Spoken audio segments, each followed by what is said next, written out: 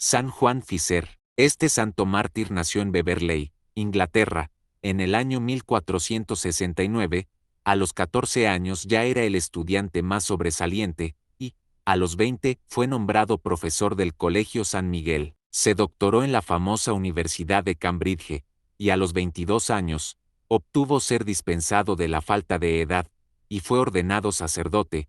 Poco después recibió el nombramiento de vicecanciller o vicerrector de la gran universidad. En 1504, fue elegido nuestro santo como obispo de Rochester, cuando solo tenía 35 años, y él, como hacía con todos los cargos que le confiaban, se dedicó a este oficio con todas las fuerzas de su recia personalidad.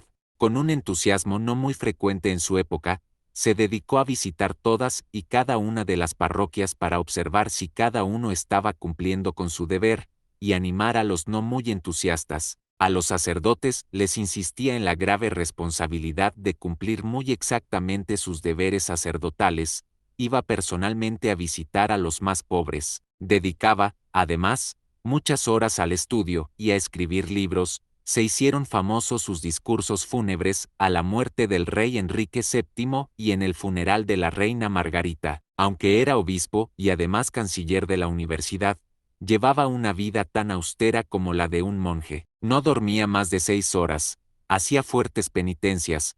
Cuando Lutero empezó a difundir los errores de los protestantes, el obispo Fisher fue elegido para atacar tan fatales errores, y escribió 4 libros para combatir los errores de los luteranos. En un sínodo de Inglaterra, el obispo Fisher protestó fuertemente contra la mundanalidad de algunos eclesiásticos, y la vanidad de aquellos que buscaban altos puestos y no la verdadera santidad. Cuando el rey Enrique VIII dispuso divorciarse de su legítima esposa y casarse con su concubina Ana Bolena, el obispo Juan Fisher fue el primero en oponerse, y aunque muchos altos personajes, por conservar la amistad del rey, declararon que ese divorcio sí se podía hacer, en cambio Juan, aun con peligro de perder sus cargos y ser condenado a muerte, declaró públicamente que el matrimonio católico es indisoluble. El terrible rey Enrique VIII se declaró jefe supremo de la Iglesia en Inglaterra en reemplazo del sumo pontífice, y todos los que deseaban conservar sus altos puestos en el gobierno y en la Iglesia,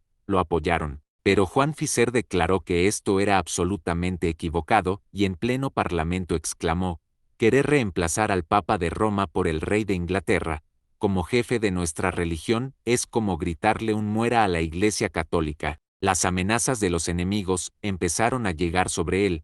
2 veces lo llevaron a la cárcel, otra vez trataron de envenenarlo. Le inventaron toda clase de calumnias, y como no lograron intimidarlo, lo mandaron encerrar en la Torre de Londres. Tenía entonces 66 años. Estando en prisión, recibió del sumo pontífice el nombramiento de cardenal.